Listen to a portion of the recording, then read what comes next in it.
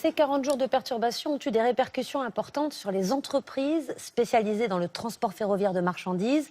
La SNCF en est la première victime. Elle voit sa filiale de fret plonger. Ses concurrentes, elles aussi, sont fragilisées. Reportage d'Anthony Joly et Alexis Jacquet.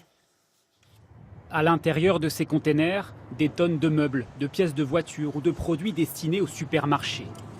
Ils auraient dû être acheminés ce soir. Ils ne le seront pas. Alors le problème, c'est que ce train est actuellement à l'arrêt. C'est un train qui est à destination d'Italie. Et la frontière, les postes frontières continuent d'être fermés partiellement. Et donc ce train qui devait partir ce matin, cet après-midi à 17h, est actuellement cloué sur le terminal. Des trains à quai, conséquence non pas de la grève des conducteurs, mais de celle des aiguilleurs. Les convois parcourent de longues distances avec de multiples embranchements.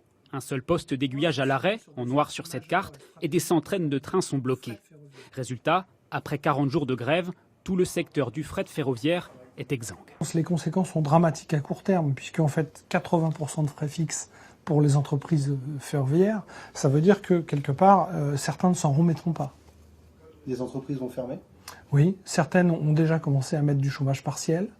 Et du fait qu'il n'y a pas de trésorerie importante, les entreprises sont en grande difficulté financière.